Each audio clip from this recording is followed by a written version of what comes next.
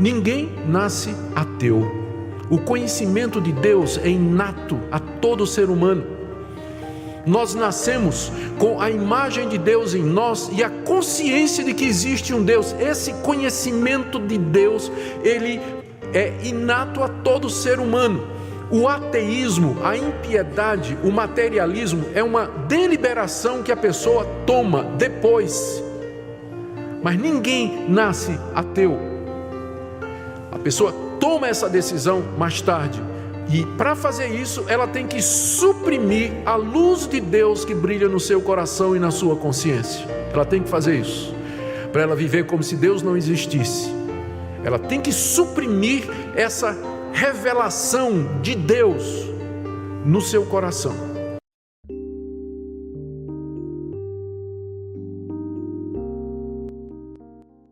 A ira de Deus se revela do céu. A ira de Deus se revela do céu. Existe um Deus e esse Deus está irado. Existe um Deus e esse Deus está irado.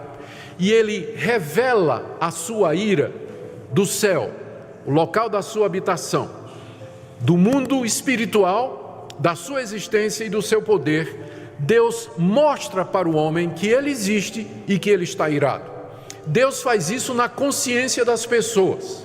Por isso que o sentimento religioso é universal. Qualquer país do mundo, em qualquer época do mundo, você vai encontrar pessoas com medo de um poder superior. A prova disso é que todas as religiões, elas vão incluir algum tipo de pagamento de pecado, de culpa, tentativa de apaziguar essa divindade, mas essa consciência que o homem tem de que existe algo superior, faz com que ele viva aterrorizado. O sentimento de culpa é universal. Você vai encontrar gente sentindo culpa na China e nos Estados Unidos, entre os povos mais bárbaros, entre os índios que sacrificam suas crianças, que fazem sacrifícios brutais de animais. A ira de Deus se revela do céu. Deus fala na consciência do homem. Mesmo o homem mais bruto sabe lá dentro que existe um Deus e que esse Deus está irado com os seus atos. A ira de Deus se revela do céu. Existe um Deus e Ele está irado. A ira de Deus não pode ser comparada com a raiva humana, que a raiva humana frequentemente envolve egoísmo, desejo de vingança, compensação. A ira de Deus é o desprazer que esse Deus santo sente diante da rebelião das suas criaturas. É o propósito determinado que Ele tem de que Ele vai punir essa desobediência e esse pecado. É a resolução imutável do seu ser em rejeitar o pecado e finalmente tratar com justiça aqueles que desafiam a sua existência e a sua autoridade. Essa é a ira de Deus, é a retribuição da sua natureza santa diante da ofensa que o pecador lhe faz. Do céu, a ira de Deus se revela, e essa revelação é feita na nossa consciência. Nós sabemos disso por intuição. Mesmo os povos mais distantes, como eu já disse, aqueles que nunca ouviram falar de Deus ou receberam a lei de Deus, eles têm essa consciência de que há um Deus a quem eles ofenderam. Mais uma vez eu digo, a prova disso é a existência de religião, desde que o homem existe. Por que é que o homem sente necessidade de se curvar diante de um altar e tentar apaziguar um ser superior? Exatamente por isso, porque do céu a ira de Deus se revela. Segunda coisa que Paulo nos ensina aqui é que Deus está irado, estou ainda no verso 18, contra toda impiedade e perversão dos homens que detêm a verdade pela injustiça. A ira de Deus é contra duas coisas. Ele está irado por conta de duas coisas. A primeira é o que Paulo chama aqui de impiedade. Impiedade é um termo que significa a falta de religião. É você viver como se Deus não existisse. Uma pessoa piedosa é uma pessoa que reconhece a Deus, anda nos caminhos de Deus, adora a Deus e quer servir a Deus. Uma pessoa impiedosa é uma pessoa que não reconhece Deus na sua vida, vive como se Ele não existisse e não leva Deus em consideração. É isso que a Bíblia chama de impiedade. Impiedade. Então, a ira de Deus é contra a impiedade da humanidade. porque a humanidade não o reconhece como Deus, não o trata como Deus, não o busca, não o serve e não o adora. Mas tem outra coisa. Deus está irado não é somente contra a impiedade de toda a raça humana, mas Ele está irado, diz aqui, contra a perversão dos homens. Enquanto que impiedade fala do relacionamento do homem com Deus, perversão fala do relacionamento do homem com o homem. A perversão aqui é perverter o direito, é perverter a dignidade, perverter a justiça, é o tratamento imoral, injusto e opressor de uma pessoa com a outra. E Deus está irado contra isso também, não somente porque as pessoas não o adoram e o buscam, mas porque elas se maltratam, se odeiam, se enganam, se defraudam, se oprimem o homem, prejudicando e fazendo o seu semelhante sofrer. Então Deus está irado contra isso. Agora, como é que a humanidade chegou nessa situação de impiedade e perversão? Veja o final do verso 18. Ele diz assim: a ira de Deus se revela do céu contra toda impiedade e perversão dos homens que detêm a verdade pela injustiça. Eles detêm a verdade pela injustiça. A verdade é a verdade a respeito de Deus, que Ele revelou de si mesmo, quer seja na natureza, quer seja na nossa consciência. Há um Deus e esse Deus é santo, e esse Deus deve receber respeito, adoração, ação de graças de todos os povos, mesmo daqueles que nunca ouviram o Evangelho, nunca ouviram a lei de Moisés, mas esse conhecimento inato, está no coração do homem, e por conta disso o homem deveria fazer isso. Mas o que é que o homem faz com a verdade? Paulo diz aqui que o homem detém a verdade pela injustiça. Presta atenção nessa palavra deter, ela significa literalmente manter embaixo, e a ideia aqui é de matar alguém por afogamento. Manter alguém, pega a cabeça de alguém, empurra para baixo d'água até que vai sufocando até que a pessoa morre. É isso que a palavra deter aqui significa. O homem não pode mudar a verdade, mas ele pode sufocá-la, ele pode reprimi-la, ele pode suprimi-la. E a ira de Deus é exatamente por isso, porque Ele se revelou à humanidade na criação e na nossa consciência. E o que é que a humanidade faz com o conhecimento de Deus? Empurra para baixo, sufoca, reprime, e como resultado vem a impiedade e vem a perversão. Ninguém nasce ateu. O conhecimento de Deus é inato a todo ser humano. Nós nascemos com a imagem de Deus em nós e a consciência de que existe um Deus. Esse conhecimento de Deus, ele é inato a todo ser humano. O ateísmo, a impiedade, o materialismo é uma deliberação que a pessoa toma depois. Mas ninguém nasce ateu. A pessoa toma essa decisão mais tarde. E para fazer isso, ela tem que suprimir a luz de Deus que brilha no seu coração e na sua consciência. Ela tem que fazer isso, para ela viver como se Deus não existisse. Ela tem que suprimir essa revelação de Deus no seu coração, para que ela possa tomar uma dessas posições aí. Então, essa é o segundo ponto que Paulo nos diz aqui. O primeiro é que há um Deus e que esse Deus está irado e que Ele revela essa ira do céu às nossas consciências. O segundo é que esse Deus está irado com a impiedade e a perversão dos homens como resultado deles terem sufocado a verdade que Deus revelou para eles. Terceiro ponto de Paulo está no verso 19. Ele está dizendo que essa ira de Deus é justa. Porque alguém poderia dizer, mas é justo Deus ficar irado? Não é? Os homens conhecem realmente a Deus? Existe esse conhecimento de Deus tão claro assim para que Deus possa cobrar do homem e responsabilizar cada ser humano por isso? Resposta de Paulo, sim, verso 19. Porquanto Deus está irado, porquanto o que de Deus se pode conhecer é manifesto entre eles, porque Deus lhes manifestou. Esse Deus é infinito e nós nunca o poderemos conhecer completamente. Deus é infinito no seu ser, Ele é infinito nos seus atributos e nas suas qualidades, na sua santidade, no seu poder. na sua onipresença, na sua onisciência, na sua justiça, na sua santidade, na sua misericórdia. Esse Deus, ele extrapola qualquer possibilidade de conhecimento exaustivo por parte da criatura. Mas ele deu a conhecer algumas coisas a respeito dele. Paulo fala aqui, né? O que de Deus se pode conhecer? Porque tem coisas que nós não podemos, por causa da nossa criaturalidade. Nós somos criaturas limitadas. E além disso, pecadores.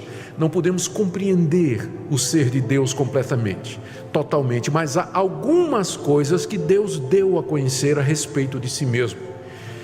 E ele deu a conhecer essas coisas, diz aí, entre eles, acompanhe o verso 19: porquanto o que de Deus se pode conhecer é manifesto entre eles. Eles aí são os homens, a humanidade em geral. É manifesto entre eles, não é a eles, mas entre eles, com a intimação de que essa manifestação de Deus é dentro de nós, que é o que está dizendo no verso 18. A ira de Deus se revela do céu. Deus se manifestou entre nós, ou no nosso meio, dentro de nós. Esse conhecimento inato de Deus, que nós temos desde o nosso nascimento, e que é a imagem e semelhança de Deus em nós, que ainda, apesar do pecado, essa imagem permanece em nós, e é por isso que nós somos todos religiosos. Nós temos todos essa necessidade, essa consciência de que há alguém além desse mundo, alguém superior a nós, a quem nós vamos prestar contas, de quem nós dependemos. Como já dissemos aqui, não é? Essa necessidade que o homem tem de Deus, e esse reconhecimento no coração que está lá dentro sufocado, às vezes o homem descuida e esse conhecimento vem para cima, especialmente nas tragédias, não é? A pessoa vive como se Deus não existisse, mas basta acontecer uma tragédia ou um sofrimento pessoal muito grande, e aí, valha-me Deus. Como alguém já disse, só existe ateu enquanto o pitbull não pula a cerca, né? Pois que o pitbull pulou a cerca, valha-me Deus, socorra-me. Não é isso aí? Alguém já disse isso. Então, esse conhecimento possível de Deus é manifesto no nosso coração, porque Deus lhe manifestou. De outra maneira, nós não conheceríamos a Deus. Você percebe que até aqui, de quem é a iniciativa? Quem é que revela a sua ira? Deus. Quem é que diz que está irado por causa da perversão dos homens? Deus. Quem é que manifesta o conhecimento de Deus? Ele próprio.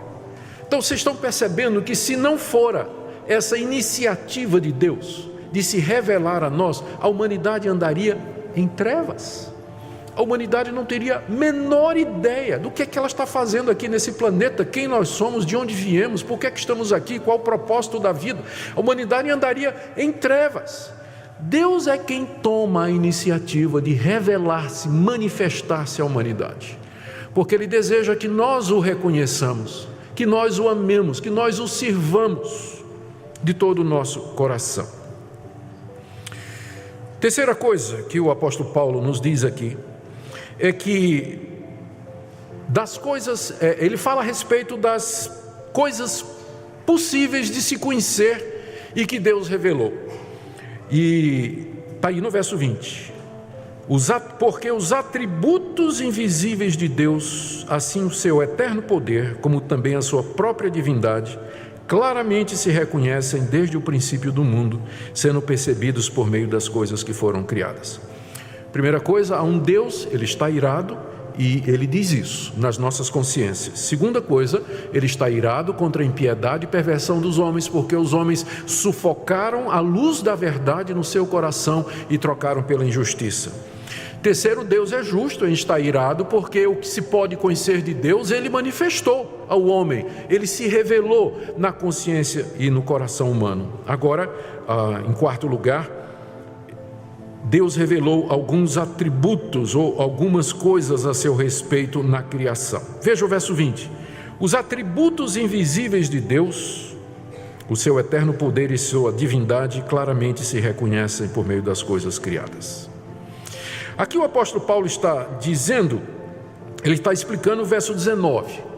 No verso 19, o conhecimento de Deus está manifesto em nós.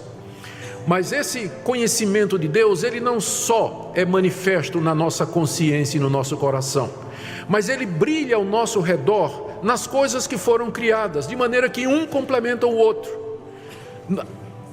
A natureza, a criação, a beleza do universo, a sua harmonia, a sua imensidão, não faria nenhum sentido para mim se dentro de mim eu já não tivesse essa consciência de que há um Deus e que Ele é o autor disso aí.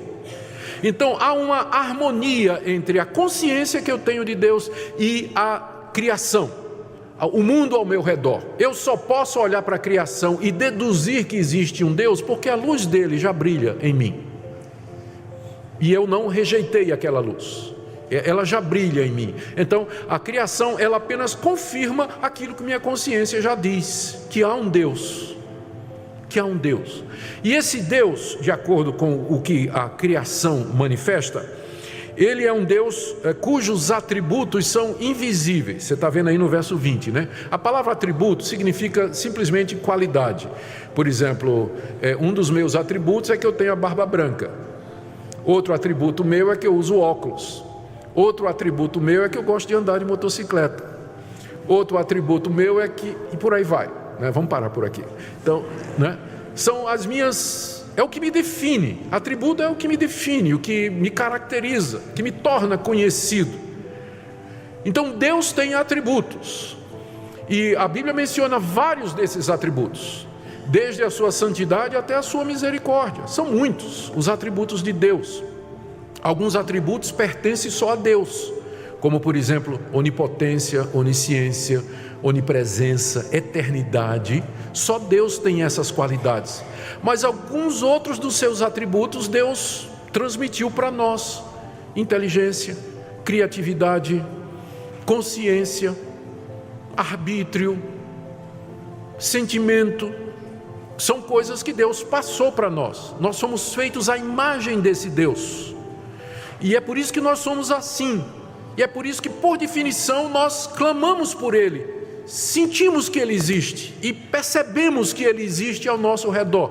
Mas esses atributos, eles são invisíveis, porque Deus é Espírito. Espírito eterno. Ele nos deu uma coisa que Ele mesmo não tem. Ele nos deu um corpo. Embora séculos depois, Ele resolveu assumir um corpo também na pessoa do seu Filho Jesus Cristo. Mas Deus é Espírito e, portanto, Ele é invisível. Só que esses atributos invisíveis de Deus, essas qualidades que o olho não pode ver, elas se tornam visíveis pela nossa mente. Os olhos da mente, contemplando a criação e já tendo consciência de que existe um Deus, consegue ver que há um Deus. Os atributos invisíveis de Deus se veem claramente. Parece até uma contradição. Aquilo que é invisível se vê, mas é o que Paulo está dizendo aqui. Aquilo que é invisível aos nossos olhos carnais, é visível pela nossa mente, pela nossa consciência. Há um Deus que criou todas as coisas e que fez todas as coisas. Os atributos invisíveis de Deus. E Paulo menciona 2 desses atributos que estão entre aquelas coisas possíveis de serem conhecidas. O primeiro está aí no verso 20, não é? Os atributos de Deus, a saber, o seu eterno poder. É o primeiro atributo de Deus que dá para perceber pelas coisas criadas. O eterno poder de Deus. O que ele está dizendo aqui é que pela observação da criação e da natureza, nós devemos perceber que a natureza não se gerou a si mesma, como dizem os materialistas, os evolucionistas e os naturalistas, que o universo se gerou a si mesmo, que a matéria se gerou a si mesmo. Outra opção que eles dizem é que a matéria é eterna. Paulo nos diz aqui que, observando a natureza, nós vemos que existe um poder eterno, que existia antes da natureza e que deu origem a ela. Que estas coisas, com esse nível de complexidade da criação, do cosmos, do ser humano, do microcosmos, do universo, das partículas subatômicas, né? É impossível que isso veio do acaso, ou que isso foi gerado do nada, ou que o universo se gerou. Há um poder por detrás disso. Há um poder por detrás. Esse é um dos atributos invisíveis de Deus que Deus nos deu a conhecer através da criação e que é percebido pela nossa consciência. Não é possível que isso que existe aí tenha surgido do nada. Há um poder eterno que antecede o universo e que deu origem a tudo isso. Deu origem a tudo isso. O segundo atributo invisível de Deus que Paulo menciona aqui é a sua própria divindade. Está no verso 20. Ele fala do eterno poder e da sua própria divindade. O que é a divindade de Deus? É uma expressão que significa simplesmente que Deus não é criado. Ele não é como nós, mas ele é totalmente outro. Ele não é limitado como nós, ele não é finito, ele não teve um começo e não terá fim. Ele não faz parte da sua própria criação. Deus não é a alma do mundo, Deus não é o mundo e o mundo não é Deus, mas ele é divino, ele está acima da sua criação. E aliás, foi essa concepção que deu origem à ciência moderna. Vocês já se perguntaram por que é que a ciência moderna nasceu na Europa cristã da Idade Média e não em civilizações mais antigas e mais avançadas, como por exemplo os mesopotâmios, os egípcios, os gregos, a China? Eram civilizações bem mais avançadas e antigas do que aquela civilização europeia da Idade Média cristianizada. Mas por que a ciência moderna não nasceu naquelas civilizações e veio nascer há 500 anos atrás, ou menos, talvez 400 anos atrás, lá na Europa cristã? Eu vou dizer a razão. É que todas essas civilizações, elas eram panteístas. Elas acreditam que Deus é o mundo e o mundo é Deus. Por isso, adora a vaca, adora a árvore, adora o sol, adora a estrela, adora os animais, adora o crocodilo lá no Egito, adora o pássaro íbis lá no Egito, o boi ápis lá no Egito. Os deuses são apresentados como sendo manifestações da natureza. Na mitologia grega, os deuses moravam em árvores, moravam em caverna. Tem as fadas que estão ligadas a árvores e flores. Então, nessas religiões e nessas culturas, a visão é de panteísmo. Tudo, teísmo, Deus. Tudo é Deus e Deus é tudo. Como se Deus fosse a alma do mundo. Por isso, ninguém se atrevia a investigar os fenômenos naturais. Quando tem um trovão, isso é Deus que está com raiva. Quando cai um raio, isso são os deuses. É Zeus, né? Aquele Deus do Olimpo jogando aquele raio, né? Isso é Zeus que está fazendo isso. Ninguém queria saber como é que funciona. Aí chegou o cristianismo dizendo: no princípio criou Deus os céus e a terra. O mundo é uma criação de Deus, não é uma extensão de Deus, mas uma criação. E Deus criou o mundo com base em leis naturais que regem e explicam os fenômenos. Então o cristianismo libertou o homem do misticismo dessas religiões e o homem agora se sentiu livre para examinar a natureza. O cristianismo desmistificou a natureza. A natureza não é divina, o boi não é divino, a árvore não é divino. Portanto, eu posso pesquisar os fenômenos naturais. Todos os autores dos modernos ramos da ciência são cristãos. Pegue seu livro de história. Não pegue não, que ele não vai dizer. Eles escondem esse fato. Mas há bons livros a respeito da história da ciência, escrito por Nancy Pearce, por exemplo. É uma doutora nos Estados Unidos, já esteve no Brasil algumas vezes, que vai falar para você e vai mostrar para você que os grandes ramos da ciência moderna, eles tiveram início com a pesquisa de cristãos que queriam saber mais a respeito de Deus e da glória de Deus, porque eles viam o universo como expressão, não extensão, mas expressão da glória e da majestade de Deus, da sua divindade e do seu eterno poder. Então, pela natureza, nós podemos ver isso, que há um poder eterno e que esse poder é majestoso, é glorioso, é inteligente, é pessoal. Isso aqui não surgiu do nada, não veio do acaso, não se autogerou.